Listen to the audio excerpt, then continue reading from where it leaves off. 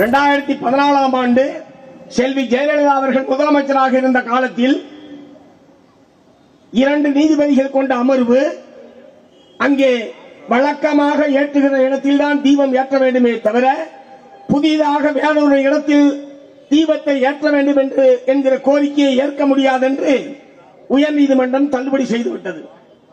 மீண்டும் 2017-2018ஆம் ஆண்டில் இதே போன்ற ஒரு வழக்கு வருகிறது. அப்போது முதலமைச்சராக இருந்தவர் திரு எடப்பாடி பழனிசாமி அவர்கள். அப்போதும் வழக்கை தள்ளுபடி செய்து வழக்கமாக ஏற்றப்படுகிற இடத்திலேதான் தீபம் ஏற்றப்பட வேண்டும் என்கிற தீர்ப்பை நீதிமன்றம் வழங்குகிறது. இப்போது திரு அதிமுகவுடைய திரு எடப்பாடி பழனிசாமி அவர்கள் சொல்லுகிறார், நீதிமன்ற தீர்ப்பை தமிழக அரசு அமல்படுத்தாதது கண்டிக்கத்தக்கது என்று அவர் சொல்லுகிறார். நான் என்ன கேட்க விரும்புகிறேன், 2014ஆம் ஆண்டு உங்கள் ஆட்சிதான். 2017-18 நீங்களே முதலமைச்சராக இருந்தீர்கள்.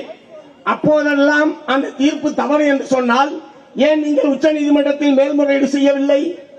அல்லது அந்த தீர்ப்புக்கு மாறாக ஏன் விளக்கத்தூர் என்று இப்போது கோரக்கூடிய அந்த இடத்திலே தீபத்தை ஏற்ற வேண்டும் என்கிற முடிவை ஏன் அதிமுக எடுக்கவில்லை?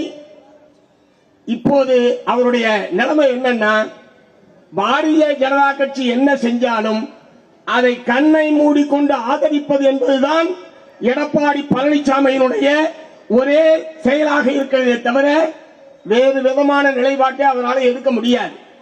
ஏனால் அதிமுகவுடைய பொதுச் செயலாளர் எடப்பாடி பழனிசாமி அவர்களும் பாரதிய ஜனதா கட்சியுடைய கட்டுப்பாட்டுக்குள்ளே இருக்கிறார்களே தவிர அதிமுக என்பது சுயேட்சையாக இயங்கக்கூடிய நிலைமையை கைவிட்டு விட்டது.